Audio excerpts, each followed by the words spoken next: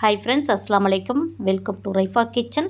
இன்றைக்கி ஞாயிற்றுக்கிழமையாச்சே. காலையில் எழுந்த உடனே என்ன குழம்பு வைக்கிறது ஒரே யோசனையாக இருக்கா?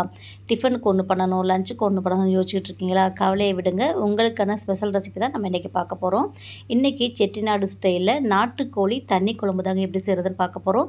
இது செய்கிறது ரொம்ப ரொம்ப ஈஸி, டேஸ்ட் வேறு லெவலில் இருக்கும். வாங்க எப்படி செய்கிறதுன்னு பார்க்கலாமா? அதுக்கு முன்னாடி நம்ம சேனலுக்கு இப்போ தான் ஃபஸ்ட் டைம் வந்திருக்கிறீங்கன்னா அப்படி நம்ம சேனலை சப்ஸ்கிரைப் பண்ணிக்கோங்க.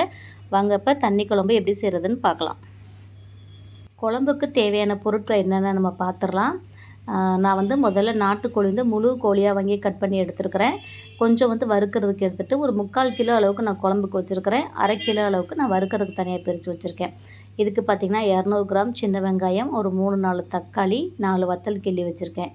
இது கூடவே பெரிய துண்டு இஞ்சி ஒரு துண்டு வச்சுருக்கிறேன். ஒரு 10 பூண்டு பல் உரித்து கட் பண்ணி வச்சுருக்கிறேன். அப்புறம் பார்த்திங்கன்னா இது கூட அரைக்கிறதுக்கு ஒரு 1/2 டீஸ்பூன் அளவுக்கு மிளகு, 1 ஸ்பூன் அளவுக்கு ஜீரகம், 4 ஏலக்காய், 4 கிராம்பு, 2 துண்டு பட்டை, சோம்பு நான் கொஞ்சமாக தான் சேர்த்துருக்கேன். சோம்பு நம்ம அதிகமாக சேர்த்தனா மிளகோட காரம் நமக்கு தெரியாது. அதனால் நான் சோம்பு கம்மியாக தான் சேர்த்துருக்கேன். இப்போ இது ரெண்டையும் சேர்த்துட்டு நம்ம மிக்சியில் சேர்த்து அரைச்சிடலாம். இப்போ இதை மிக்சி ஜாரில் போட்டுக்கோங்க. இது கூடவே நம்ம இஞ்சி பூண்டும் சேர்த்துடலாம். சேர்த்துட்டு இதை பேஸ்ட்டாக அரைச்சி எடுத்துகிட்டு வந்துடலாம். நம்ம இன்றைக்கி நல்லெண்ணெயில் தான் சமைக்க போகிறோம். அதனால் அடுப்பில் குக்கர் வச்சு சூடானதும் கொஞ்சம் எண்ணெய் சேர்த்துக்கோங்க. நான் தாராளமாக சேர்த்துக்கோங்க, டேஸ்ட் நல்லாயிருக்கும்.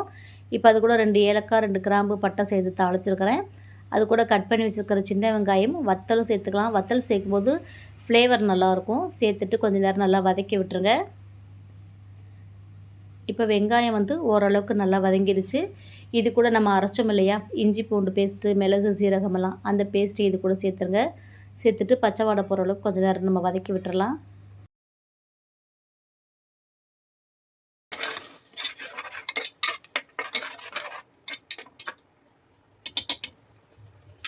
இஞ்சி பூண்டு பச்சை வாடை போயிடுச்சு. இப்போ நம்ம கட் பண்ணி வச்சுருக்கிற தக்காளி சேர்த்துடலாம். தக்காளியும் சேர்த்துட்டு நல்லா வதக்கி விட்டுருங்க.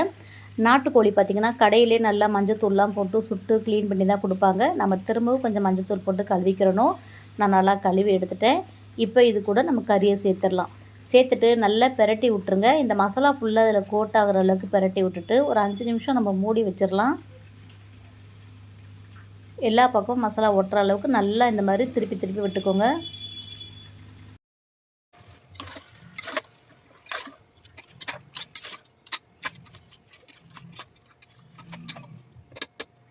குழம்புக்கு தேவையான மசாலா தூள் சேர்த்துடலாம். 2 ஸ்பூன் தனி மிளகாய் தூள், 3 ஸ்பூன் மல்லித்தூள், 1/2 ஸ்பூன் அளவுக்கு மஞ்சள் தூள் சேர்த்துக்கோங்க. இது கூட குழம்புக்கு தேவையான உப்பு சேர்த்துடலாம். இப்போ தண்ணி சேர்த்துடலாம். நம்ம கறி முங்குற அளவுக்கு தண்ணி வைப்போம். நாட்டுக்கோழி கொஞ்சம் வேகிறதுக்கு நேராகும்.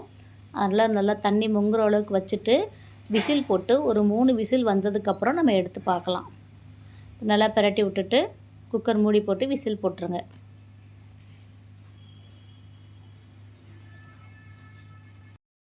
இப்போ குக்கரில் ஏர்லாம் ரிலீஸ் ஆனதுக்கப்புறம் நம்ம எடுத்து பார்க்கலாம். பாருங்கள், நல்லா எண்ணெய் பிரிஞ்சு குழம்பு சூப்பராக ரெடியாக இருக்குது. இப்போ மறுபடியும் ஸ்டவ் ஆன் பண்ணி அடுப்பில் வச்சுட்டு ஒரு 1/4 மூடி தேங்காயில் நான் பால் எடுத்திருக்கேன். அந்த தேங்காய் பால் இது கூட சேர்த்துருங்க. சேர்த்துட்டு நல்லா பரட்டி விட்டுட்டு ஒரு 5 நிமிஷம் கொதிக்க விட்டிங்கன்னா அந்த தேங்காயோட பச்சை வாடை போயிடும்.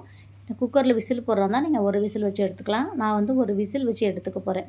அவ்வளோதான். குழம்புல உப்பு காரெலாம் செக் பண்ணிவிட்டு எதாவது சேர்க்குறதா இருந்தால் சேர்த்துக்கோங்க. விசில் போட்டு அதுக்கப்புறம் நம்ம பார்க்கலாம்.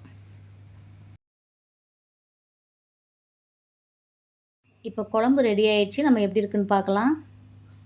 பாருங்கள், நல்லா குழம்பு சூப்பராக ரெடியாக இருக்குது. நல்லா எண்ணெயெல்லாம் பிரிஞ்சு வந்திருக்கு. நம்ம சின்ன வெங்காயம், நல்லெண்ணெய், அப்புறம் மசாலாலாம் நம்ம அரைச்சி சேர்த்ததுனால குழம்பு நல்லா வாசனையாக இருக்குது. சாப்பிட்றதுக்கும் நல்லா டேஸ்ட்டாக இருக்குது.